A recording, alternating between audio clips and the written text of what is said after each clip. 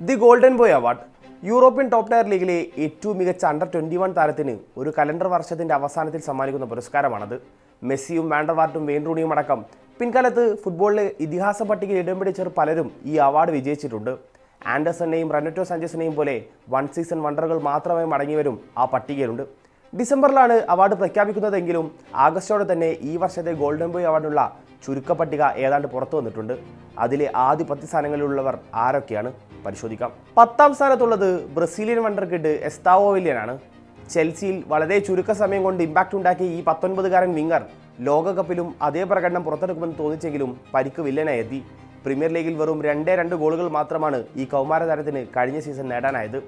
ലിസ്റ്റിലെ 9ാം സ്ഥാനത്തുള്ളത് മറ്റൊരു premier league താരമാണ്. AFC ബോൺമൗത്തിന്റെ ഫ്രഞ്ച് മുന്നേറ്റ താരം എലി ജൂനിയർ ക്രൂപ്പി. ഈ ട്രാൻസ്ഫർ വിൻഡോയിൽ യൂറോപ്പിലെ പല പ്രമുഖരുടെയും റഡാറിലുണ്ടായിരുന്ന താരം കഴിഞ്ഞ സീസണിൽ 13 ഗോളുകളാണ് ലീഗിൽ നേടിയത്.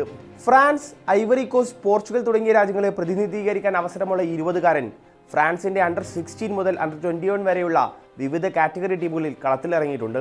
ഈ വർഷം ലോകകപ്പിന് മുന്നോടിയായി താരത്തെ പോർച്ചുഗൽ സ്ക്വാഡിലേക്ക് പരിശീലിക്കാൻ റോബർട്ടോ മാർട്ടിനസ് ക്ഷണിച്ചിരുന്നു.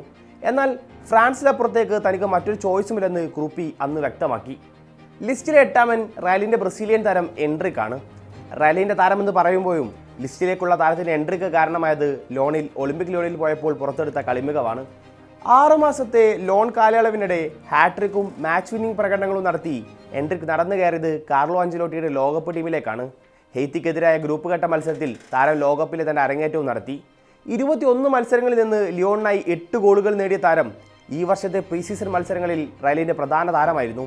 AS റോമ അടക്കമുള്ള ടീമുകൾ താരത്തിനായി ട്രാൻസ്ഫർ മാർക്കറ്റിൽ നീക്കങ്ങൾ സജീവമാക്കുമ്പോൾ റയലിന്റെ ഐക്കോണിക് 9ാം നമ്പർ ജേഴ്സി അണിഞ്ഞ് ബെർണബ്യൂവിൽ കളിക്കാനാണ് എൻട്രിക്കിന്റെ തീരുമാനം. ബ്രസീലിന്റെ മറ്റൊരു ലോകകപ്പ് താരമായ റയാൻ വിറ്റോറാണ് ലിസ്റ്റിൽ 7ാമതുള്ളത്. ബ്രസീലിയൻ ക്ലബ്ബ് വാസ്കോഡിഗാമയിൽ മിന്നിത്തിളങ്ങിയ താരത്തെ അന്റോയിൻ സെമിനോയുടെ പകരക്കാരനായാണ് ബോൺമൗത്ത് ഇക്കഴിഞ്ഞ ജനുവരിയിൽ യൂറോപ്പിലേക്ക് എത്തിക്കുന്നത്. പിന്നാലെ ക്ലബിനൊപ്പമുള്ള പ്രകടനം കൊണ്ട് താരം ലോകകപ്പ് ഫൈനൽ സ്ക്വാഡിൽ കയറിപ്പറ്റി. റഫീന പരിക്കേറ്റ് പുറത്തായതോടെ ലോകകപ്പ് 11-ൽ ഇറങ്ങാൻ റയാന് അവസരമൊരുങ്ങി. 20 വയസ്സ് മാത്രമുള്ള റയാൻ 1970-ന് ശേഷം ബ്രസീലിനായി ലോകകപ്പ് 11-ൽ ഇറങ്ങുന്ന കൗമാര താരമായി മാറി. പ്രീമിയർ ലീഗിൽ തന്റെ വേഗത കൊണ്ടും ബ്രസീലിയൻ ഫ്ലെയർ കൊണ്ടും പേരെടുത്ത താരം 15 മത്സരങ്ങളിൽ നിന്ന് 5 തവണ വലകുലുക്കിയിരുന്നു.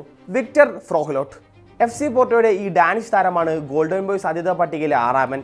കോപ്പൻഹാഗനിൽ കളിച്ചുടങ്ങിയ താരം പോർട്ടോക്കൊപ്പം 36 മത്സരങ്ങളാണ് ലീഗിൽ കളിച്ചത്. ഇതിൽ 6 തവണ ഗോൾ നേടാനും ഈ താരത്തിനായി. അറ്റാക്കിംഗ് മിഡ്ഫീൽഡർ റോളിൽ കളിക്കുന്ന താരം ഗോൾ അവസരങ്ങൾ സൃഷ്ടിക്കുന്നതിൽ മിടുക്കനാണ്. ഡെൻമാർക്ക് ദേശീയ ടീമിനായും ഈ 20-കാരൻ അരങ്ങേറ്റം നടത്തി കഴിഞ്ഞു. ടോപ്പ് 10 ലിസ്റ്റിൽ യൂറോപ്പിലെ സോക്കോൾഡ് ടോപ്പ് 5 ലീഗിന് പുറത്തുനിന്നുള്ള ഏക പേര് ഫ്രോഹ്ലോട്ടിൻ്റെതാണ്. മൊറോക്കോയുടെ ലോകകപ്പ് സെൻസേഷൻ അയ്യൂബ് ബുവാദി ലിസ്റ്റിൽ 5ാം സ്ഥാനത്തുണ്ട്. ബ്രസീലിനെതിരായ ലോകകപ്പിലെ ആദ്യ ഗ്രൂപ്പ് മത്സരത്തിൽ ഒരു അരങ്ങേറ്റക്കാരൻ്റെ യാതൊരു ടെൻഷനും താരത്തിന് മേൽ ഉണ്ടായിരുന്നില്ല.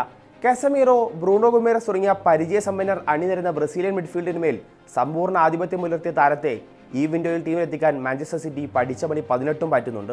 PSGയുടെ French midfielder Warren Zaire Emery ഇക്കുറിയും ലിസ്റ്റിലുണ്ട്. Back to back UCL league 1 ജേതാക്കളായ PSG നിരയിൽ താരം നടത്തിയ പ്രകടനങ്ങൾ കൊണ്ട് തന്നെയാണ് ഈ 20-കാരൻ ടോപ്പ് 4-ൽ സ്പോട്ട് ഉറപ്പിച്ചത്. ഗോളിനും അസിസ്റ്റിനും അപ്പുറം മിഡ്ഫീൽഡിൽ കളി മിന്നുന്ന മിടക്കാണ് താരത്തെ ലിസ്റ്റിൽ മുൻപന്തിയിലേക്ക് കൊണ്ടുവന്നത്. പവർ റാങ്കിങ്ങിൽ ഏറ്റവും ചർച്ചയായത് 3ാം സ്ഥാനക്കാരനെ പറ്റിയാണ്. ലാലിഗയുടെ എക്കാലത്തെയും ബിഗ്ഗസ്റ്റ് ട്രാൻസ്ഫർ എന്ന റെക്കോർഡ് വെറും ദിവസങ്ങൾക്ക് മുമ്പ് സ്വന്തമാക്കിയ യാൻ ഡയമണ്ടിയുടെ സ്ഥാനത്തെ പറ്റി.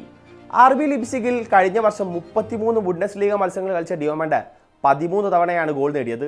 വെറും 19 വയസ്സ് മാത്രമുള്ള ഈ ഐവറി കോസ്റ്റ് വിങ്ങർ ലോകകപ്പിലെത്തുമ്പോൾ തന്നെ വേണ്ടുവോളം ഹൈപ്പുള്ളൊരു പേരായിരുന്നു. ഇടത് വലത് വിങ്ങുകൾ ഒരുപോലെ കൈകാര്യം ചെയ്യാൻ കഴിവുള്ള താരം റയലിനൊപ്പം ഈ സീസൺ കത്തിക്കയറാനാണ് ഒരുങ്ങുന്നത്. പവർ റാങ്കിംഗ് ലിസ്റ്റിൽ 2ാമതുള്ള ആൾ ഇക്കുറി അവാർഡ് നേടാൻ ഒരു സാധ്യതയുമില്ലെന്ന് പറഞ്ഞാലോ? വിശ്വസിക്കുമോ? എങ്കിൽ വിശ്വസിച്ചേ പറ്റൂ. സ്പെയിനിന്റെയും ബാഴ്സയുടെയും ഭാവിയും വർത്തമാനവുമായ ലമീൻ യമാലിനെ പറ്റിയാണ് പറയുന്നത്. മുമ്പ് ഒരു തവണ ഈ അവാർഡ് നേടിയതാണ് ഇക്കാര്യത്തിൽ യമാലിന്റെ അയോഗ്യത. 2024-ൽ തന്റെ 17ാം വയസ്സിലാണ് താരം ഈ അവാർഡ് സ്വന്തമാക്കുന്നത്. ലോകകപ്പിൽ സ്പെയിനിന്റെ കീ പ്ലെയർ എന്ന ഭാരവുമായി കളത്തിലിറങ്ങിയ താരത്തിന് അതിനൊത്ത് പ്രകടനം നടത്താനായോ എന്നതൊരു ചർച്ചാ വിഷയമാണ്. പക്ഷേ ക്ലബിലെയും ദേശീയ ടീമിലെയും യമാലിന്റെ സഹതാരം ഇക്കുറി ഗോൾഡൻ ബോയ് ആവുമെന്നതിൽ ഒരു ചർച്ച പോലും വേണ്ട. യെസ്, ലിസ്റ്റിലെ ആദ്യ പേര് മറ്റെല്ലാവരെക്കാളും ബഹുദൂരം മുന്നിലുള്ള അവാർഡ് നേടാൻ എല്ലാം കൊണ്ട് യോഗ്യനായ ഒരാൾ പൗ കുബാർസി. 2026 ലോകകപ്പിലെ 8 മത്സരങ്ങൾ. അതുമാത്രം മതി ഈ കൗമാര താരത്തിന്റെ ക്വാളിറ്റിയുടെ തെളിവായി നിരത്താൻ. എണ്ണം പറഞ്ഞ വേഗക്കാരെയും ഗോളടിക്കാരെയും എല്ലാം താൻ വരച്ച വരക്കപ്പുറം കുബാർസി കടത്തിവിട്ടില്ല. 7 ക്ലീൻ ഷീറ്റുമായി ഉനായ് സിമൺ ലോകകപ്പിലെ ബെസ്റ്റ് ഗോൾ കീപ്പറായി തിരഞ്ഞെടുക്കപ്പെട്ടതിൽ കുബാർസിയുടെ സേവനം എടുത്തു പറയേണ്ട ഒന്നാണ്. ആദ്യ ലോകകപ്പ് കളിക്കുന്ന താരമെന്നൊരു തോന്നൽ ഒരിക്കൽ പോലും കുബാർസി തന്റെ കളിയിൽ കാണിച്ചിരുന്നില്ല. അതുകൊണ്ട് തന്നെ ഗ്രൂപ്പ് റൗണ്ട് കഴിയുമ്പോൾ ഈ ലോകകപ്പിലെ ബെസ്റ്റ് യങ് പ്ലെയർ കുബാർസിയാണെന്ന് എല്ലാവരും ഉറപ്പിച്ചിരുന്നു. വരാനിരിക്കുന്ന മാസങ്ങളിൽ ലിസ്റ്റിലെ ആരെങ്കിലും ഞെട്ടിച്ചാൽ മാത്രമേ ഈ അവാർഡ് കുബാർസിയെ മറികടന്ന് നേടാനാവൂ. ഇറ്റാലിയൻ സ്പോർട്സ് പത്രമായ ടൂട്ടോ സ്പോർട്സ് ആണ് ഗോൾഡൻ ബോയ് അവാർഡ് നൽകുന്നത്. Spain, England, Germany, France, Greece, Russia തുടങ്ങിയ രാജ്യത്ത് നിന്നുമുള്ള സ്പോർട്സ് പത്രങ്ങളാണ് അവാർഡിൽ വോട്ട് ചെയ്യുന്ന ജൂറി അംഗങ്ങൾ. ഓരോ അംഗത്തിനും 5 വീതം വോട്ടുണ്ടാവും. ഈ വോട്ടുകൾക്ക് പ്രയോറിറ്റി ഓർഡറിൽ 10, 7, 5, 3, 1 ഇങ്ങനെ പോയിന്റുകളുണ്ട്. ഈ പോയിന്റിന്റെ അടിസ്ഥാനത്തിലായിരിക്കും വിജയികളെ തീരുമാനിക്കുക. 2003 മുതൽ നൽകി തുടങ്ങിയ ഈ അവാർഡ് 5 തവണ നേടിയത് സ്പാനിഷ് താരങ്ങളാണ്. 4 പ്രാവശ്യം ഫ്രഞ്ച് താരങ്ങൾ നേടിയപ്പോൾ 3 തവണ ഇംഗ്ലീഷ് താരങ്ങളും അവാർഡിന് അർഹരായി. 2018 അവാർഡ് നേടിയ മത്യാസ് ഡിലിറ്റാണ് അവാർഡ് നേടിയ ആദ്യത്തെയും അവസാനത്തെയും പ്രതിരോധ താരം. ഏതാണ്ട് 4 മാസത്തോളം ദൂരമുണ്ട് അവാർഡ് പ്രഖ്യാപനത്തിന്. ഇക്കാലയളവിൽ കുബാർസിയെ മറികടന്ന് ലിസ്റ്റിൽ ഒന്നാമതെത്താൻ ആർക്കെങ്കിലും സാധ്യതയുണ്ടോ? അതോ ഡിലിറ്റിന് ശേഷം അവാർഡ് നേടുന്ന ആദ്യ ഡിഫൻഡർ എന്ന ഖ്യാതി ഈ ബാഴ്സ താരം സ്വന്തമാക്കുമോ? കാത്തിരിക്കാം.